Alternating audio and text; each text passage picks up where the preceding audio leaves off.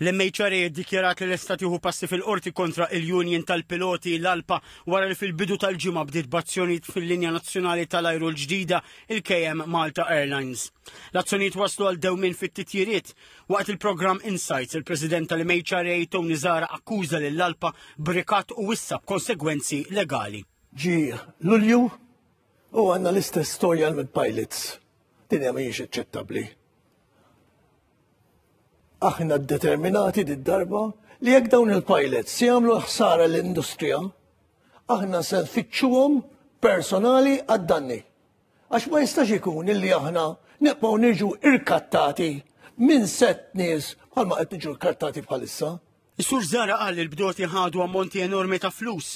Argumenta li waqt li huwa dritt tagħhom li ordnaw strajk daqstant ieħor l-MHRA għandha id-dritt tittella lill-ALPA l-qorti biex tiddeċiedi hux qed isir abbuż.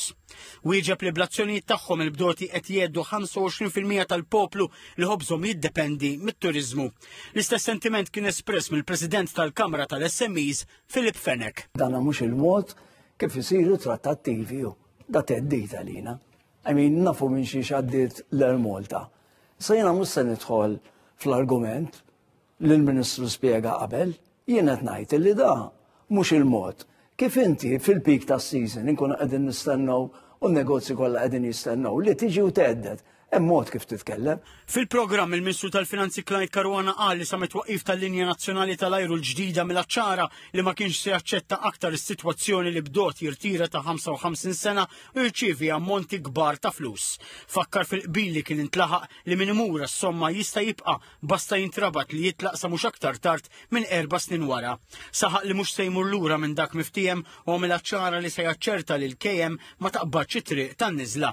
Dwar l-operat tal-KM spjega li l-linja nazzjonali għandha sa jannar biex tippreżenta l-kontijiet. Saħaq li għas-sostenibilità tagħha jekk tiġilha tkun parti minn kumpanija akbar u bekk tifranka mal-25 miljun euro fis-sena fi fuel fost oħrajn.